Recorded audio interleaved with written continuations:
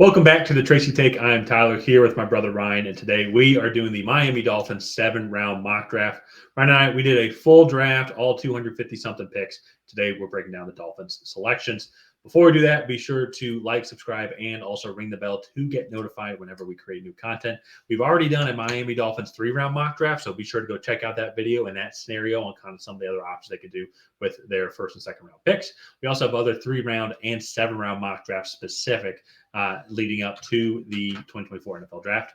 Every Monday, also, too, we're doing Mock Draft Monday. Ryan just released his. Go check it out. It is an absolute doozy. So be sure to like, subscribe. And Ryan, thank you for pulling that up. So obviously you can see here the name in bold is going to be the Miami Dolphins selection. We will get to that here in a second. Just want to quickly orient you a little bit.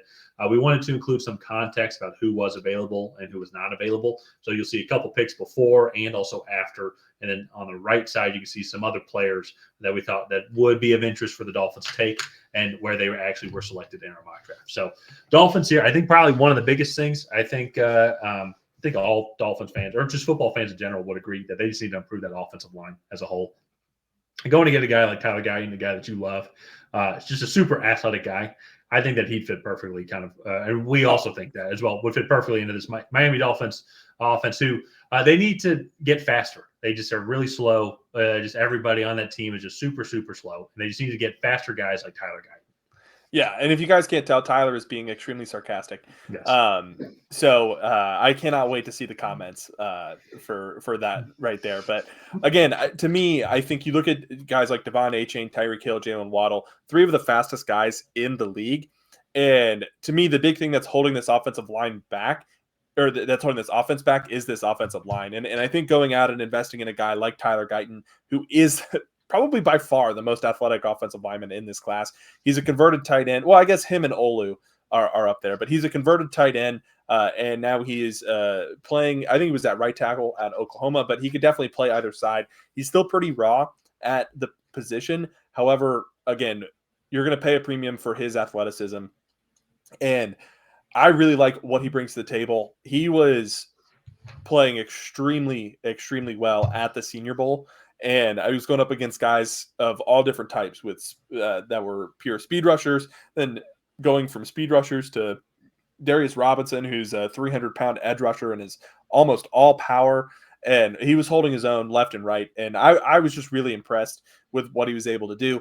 And I just imagine you getting him out in front of Devon Achane on a running back screen in this offense after Tyreek Hill just goes in motion and takes all the coverage with him. I love what that would do. Actually, honestly, as a Patriots fan, it terrifies me a little bit because this offense is already giving us a lot of fits. So I really like it.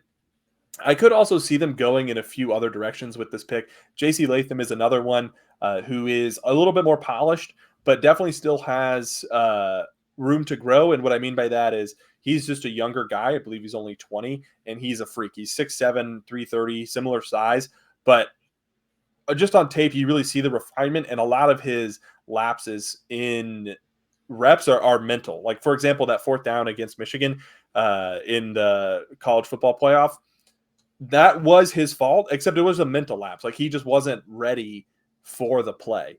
And so that's definitely something I think you have to work on, is just his mental focus and whatnot. But again, I think I could see them go there. Ennis Rakestraw, their corners are very old. Xavier Howard and Jalen Ramsey, both over 30. And actually, Xavier Howard got injured at the end of last year too, I believe. And I really like what Ennis Rakestraw brings to the table. Played in 7 games in the SEC last year and didn't allow a single touchdown. And then also a pick that I think you and I both love is Jatavian Sanders.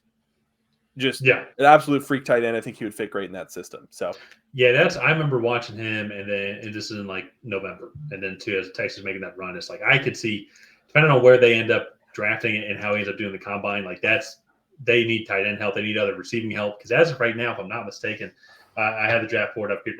They only have one other receiver who is on the contract as right now, Eric Ezekanama.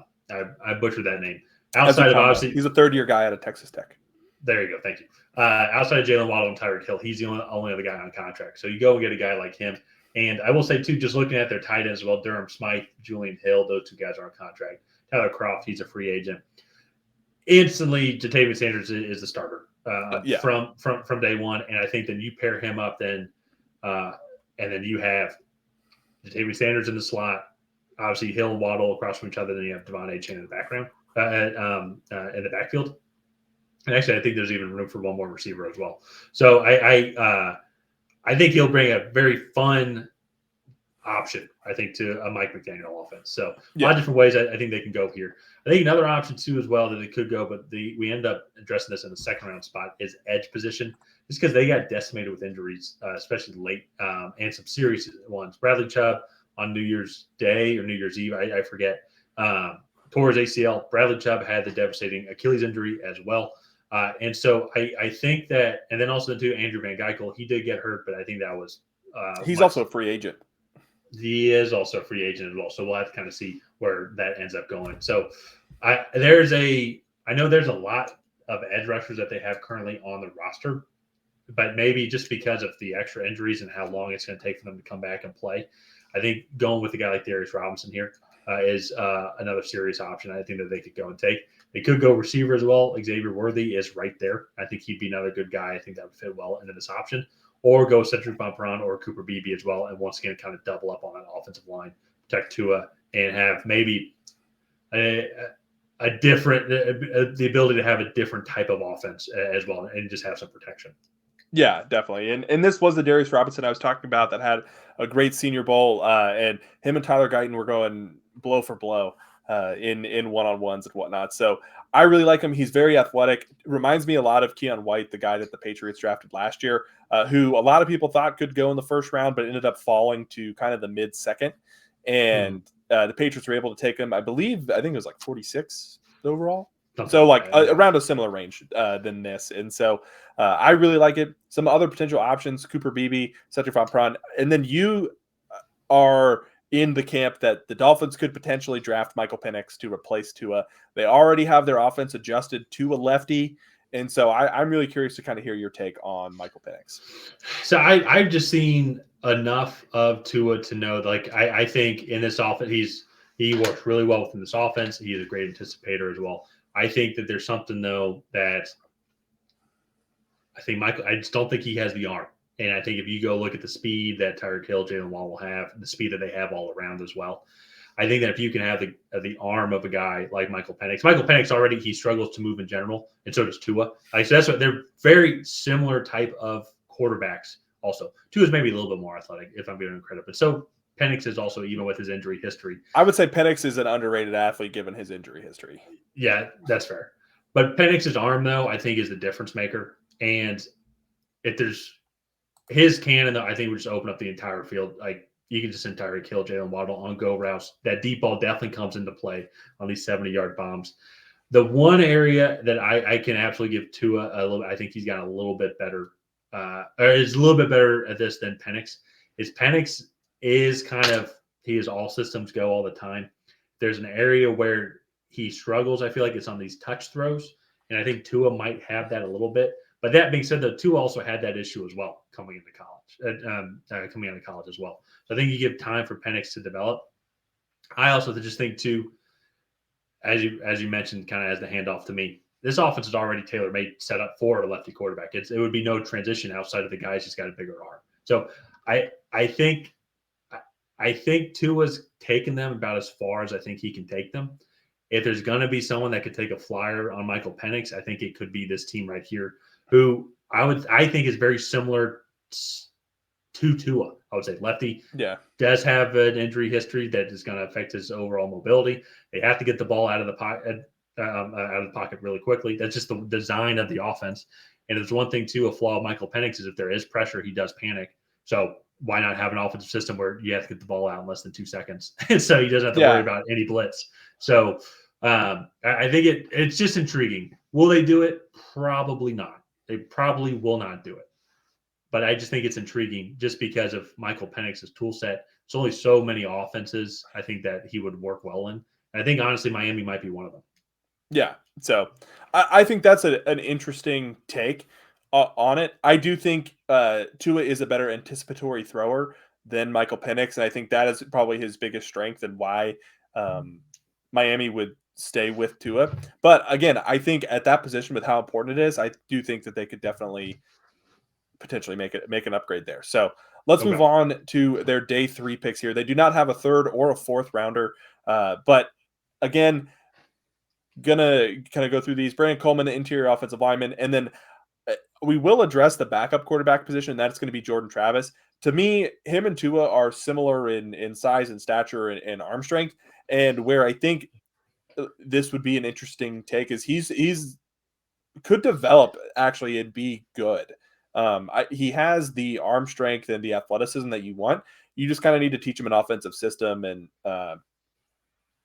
coach him up. And I think he could be a high end backup, low end starter, kind of at his ceiling. And he did have that bad injury, so he's probably going to miss a good portion of his rookie season just due to the broken ankle. And so I'd be really interested to see what Mike McDaniel could do with a guy like Jordan Travis. Yeah. And so I think it'd be interesting. They do have Mike White and Skylar Thompson that they drafted in the 7th round, who did actually get some playing time.